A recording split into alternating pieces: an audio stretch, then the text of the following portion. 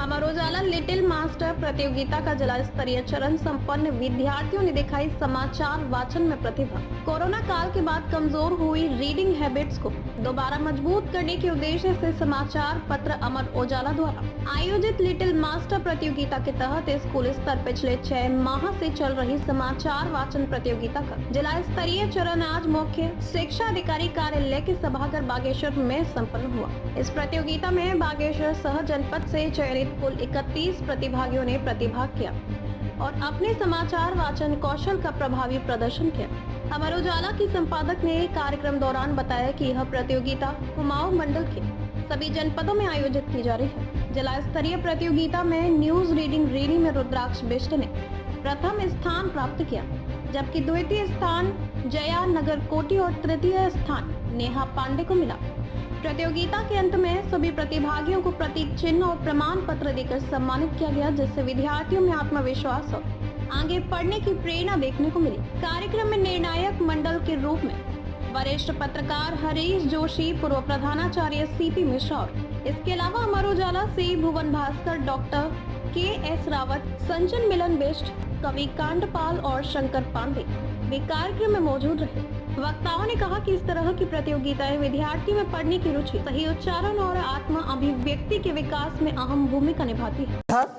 क्योंकि हर बच्चा, जैसे शुरू में कहा था कि सेलेक्ट होकर यहाँ पर आया था, तो और हर बच्चा चाह रहा था कि वो बेहतरीन पढ़े, पढ़ा भी। आप में से इनमें से हम ये नहीं कह सकते हैं इस बच्चे ने कमजोर प्रदर्शन किया, सब ने श्रेष्ठ प्रदर्शन किया। उस श्रेष्ठ में से हम श्रेष्ठतम को ढूंढने की कोशिश कर रहे हैं। तो सबसे पहले जो तृतीय स्थान पर प्राप्त किया है वो राजकीय इंटर कॉलेज बागेश्वर की नेहा पांडे हैं। मैं आपको अपनी जगह पर खड़े हो जाइएगा। और कौन है नेहा पांडे? आपको बधाई है, आपने तृतीय स्थान प्राप्त किया है। द्वितीय स्थान पर बैठिएगा। द्वितीय स्थान पर विवेकानंद विद्या मंदिर मंडल सेरा की जया नगरकोटी हैं। जया नगरकोटी, आपने द्वितीय स्थान प्राप्त किया है। और प्रथम स्थान पर हम सभी तीनों निर्णायकों के जो पैनल है उससे जो निकल के आया वो Saint Adams Public School Garur से रुद्राक्ष बिष्ट। तो ये हमारा निर्णय था, सर्वसम्मति से है और सभी को स्वीकार होगा। और आप सबको तीनों को बधाई और बाकी सबको बधाई जिन्होंने इन तीनों को छांटने में मदद की। तो इसलिए आप ज़्यादा बधाई के पात्र हैं, ताकि आप में कोटी फ्रॉम द स्कूल विवेकानंद विद्या मंदिर मंडल सेरा। एआई पर नियंत्रण के लिए ज़रूरी होने पर ही लगाएंगे नए कानून। आईटी सचिव ने कहा, उभरती चुनौतियों से निपटने के लिए देश के पास कई कानून।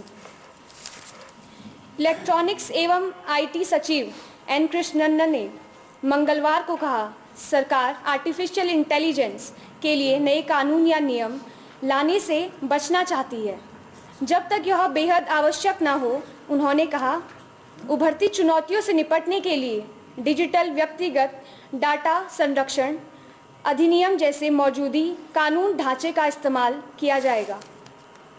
उद्योग संघ एचओएम एआई लीडरशिप मीट में कृष्णन ने कहा, सरकार का नियामक दृष्टिकोण विचारशील एवं सावधानीपूर्वक है, ताकि सुनिश्चित किया जा सके कि यह उभरते प्रौद्योगिक क्षेत्रों में नवाचार में बांधा गया है।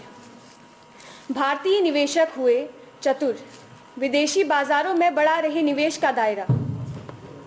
भारतीय निवेशक चतुर बनते जा रहे हैं। एक रिपोर्ट के अनुसार ये निवेशक अब केवल एक ही शेयर में निवेश करने के बजाय अमेरिकी शेयर बाजार इंडेक्स और थीमेटिक एटफिक निजी बाजार के अवसरों और वैश्विक फंडों में भी निवेश कर रहे हैं। वेस्टेड फाइनेंस की रिपोर्ट के अनुसार यह पोर्टफोलियो निर्माण के अधिक सुनियोजित दृष्टिकोण और वैश्विक बाजार में भागीदारी को लेकर बढ़ती सजगता को दर्शाता है। रिपोर्ट के मुताबिक शोध, डिजिटल साधनों और शिक्षा तक पहुंचने से इस बदलाव को आकार देने में महत्वपूर्ण भूमिका निभाई है। एक नया दिन अपने साथ एक नई शुरुआत लाता है। तो चलिए इस नए दिन की शुरुआत करते हैं। सभी को मेरा प्रणाम, शुभ मध्याह्न। मेरा नाम है रुद्राक्ष बिष्ट और मैं सेंट एडम्स पब्लिक स्कूल अयारतोली का कक्षा 11वीं का छात्र हूँ। आज मैं आपके सम्मुख दक्षिण भारत एवं उत्तर भारत सभी भारत के एक सबसे प्रमुख हिंदी अखबार अमर उजाला की कुछ मुख्य खबरें प्रस्तुत करने जा रहा हूँ। पहली खबर, वनतारा में लियोनेल मेसी अनुष्ठानों में हुए शामिल। वैश्विक फुटबॉलर लियोनेल मेसी ने यहां अनंत अंबानी द्वारा स्थापित वन्य जीव पुनर्वास व संरक्षण केंद्र वनतारा का दौरा किया। उन्होंने वहां पारंपरिक हिंदू अनुष्ठानों में भाग लिया और संरक्षण टीमों से बातचीत भी की। उनके साथ फुटबॉलर लुइस सुआरेज और रॉड्रिगो डी पॉल भी थे। विकसित भारत शिक्षा अधिष्ठान विधेयक जेपीसी को भेजा। विश्वविद्यालयों और अन्य उच्च शिक्षण संस्थानों को स्वतंत्र स्वशासन वाले संस्थान बनाने के उद्देश्य से लाए गए विकसित भारत शिक्षा अधिष्ठान विधेयक 2025 को लोकसभा ने मंगलवार को संयुक्त समिति के पास भेजने को मंजूरी दे दी। शिक्षा मंत्री धर्मेंद्र प्रधान के इस प्रस्ताव को सदन ने ध्वनिमत से मंजूरी दे दी। इसमें उच्च शिक्षा या अनुसंधान संस्थानों व वैज्ञानिक एवं तकनीकी संस्थानों में समन्वय व मानकों के निर्धारण का प्रावधान है। 3 परिषदों के साथ एक शीर्ष निकाय की स्थापना का भी प्रावधान है। मैं नेहा पांडे, पीएम श्री विक्टर मोहन जोशी स्मारक राजकीय इंटरमीडिएट कॉलेज बागेश्वर से आज आप सभी के समक्ष अमर उजाला के मुख्य समाचारों के साथ। समाचार है बागेश्वर से। सरयू और गोमती नदियों पर बनेंगे लकड़ी के पुल। उत्तरायणी मेले से पूर्व बदलेंगी नगर की तस्वीर, बनेगी दुकानें। उत्तरायणी मेले के आयोजन के लिए नगर की तस्वीर बदलने की तैयारियां शुरू हो गई है। सरयू और गोमती नदी पर आवाजाही के लिए लकड़ी के पैदल पुल बनाए जाएंगे। मंदिरों, पुलों में रंग रोगन और नुमाइश खेत मैदान में वाटरप्रूफ दुकानों का निर्माण किया जाएगा। मेले के दौरान नगर में भारी संख्या में उमड़ने वाले मेलार्थियों की बागनाथ मंदिर से नुमाइश खेत मैदान के बीच आवाजाही सुगम बनाने के लिए सरयू नदी पर लकड़ी का 60 मीटर पैदल पुल बनाया जाएगा। गोमती नदी पर भी 3 मीटर चौड़ा पुल बनेगा। पुलों में जीआई पाइपों की मदद से रेलिंग बनाई जाएंगी। मेले से पूर्व रामलीला मंच, भवन, मैदान की बाहरी दीवारें, मार्कंडेय घाट गेट, बागनाथ मंदिर के गेट और दीवार आदि का स्वरूप बदला जाएगा। विभिन्न औपचारिकताओं में न जाते हुए मंचासीन हमारे समस्त अतिथियों, विशेष तौर से संपादक महोदय प्रेम प्रताप जी और सम्मानित जजेस, प्रिंसिपल साहब, सबसे विशिष्ट प्यारे बच्चों, जो निर्णय अभी आया है मुझे लगता है कि इसे आप सहर्ष स्वीकार करेंगे, क्योंकि होता यह है कि हर शेर को एक सवा शेर मिलता है और ये जो कमियां होती हैं, ये छोटी छोटी कमियां हमारे अंदर सुधार के लिए होती हैं, सुधार पैदा करती हैं। क्योंकि जब बड़ा मंच होता है तो वहाँ पर हमें बड़े खिलाड़ियों से सामना करना होता है। कहते हैं कि चलता रहूँगा मैं पथ पर तो चलने में माहिर हो जाऊँगा, या तो मंजिल को पाऊँगा या अच्छा मुसाफिर हो जाऊँगा।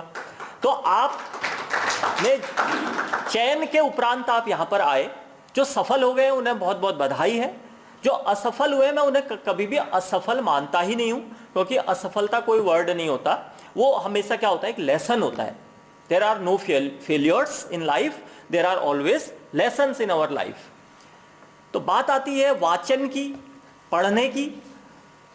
तो देखिए, पढ़ना और वाचन करना एक इतनी बड़ी कला थी कि जब लेखनी का आविष्कार नहीं हुआ था, कोई लिपि नहीं थी, तब से मानव समाज जब से चला आ रहा है, तब से हमारी ये वाचन की शैली जो है वो चली आ रही है। और आपको शायद पता हो या ना हो, जो ऋग्वेद है, ऋग्वेद वो जनरेशंस से चलकर आज तक हमारे पास जब आई थी तो वो मौखिक रूप से ट्रांसफर होकर के आई थी।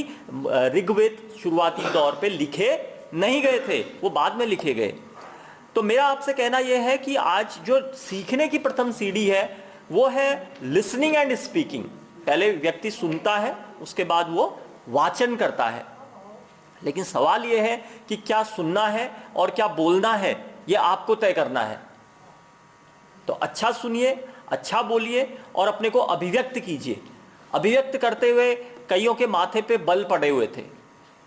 नहीं, बोलने के बारे में कहा जाता है कि our speaking should not bring wrinkles on our face, rather twinkles on our eyes.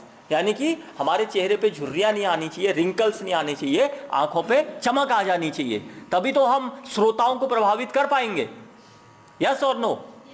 तो जब भी आप पढ़िए, बड़े इंजॉय करते हुए पढ़िए और आंखों से आंखें मिला करके बात करिए, जो कि शायद पूर्व वक्ताओं ने भी कहा है। तो मैं आपका अधिक समय नहीं वेस्ट करूंगा, लेकिन आप ये जो फेक बुक है, फेक बुक के आवरण से बाहर आइए, है ना। एक बार हुआ ये था कि मैंने किसी को फ्रेंड रिक्वेस्ट भेजी, तो पता चला जिसको भेजी थी वो भेजी तो अमृता को थी, वो कोई अमृत निकला।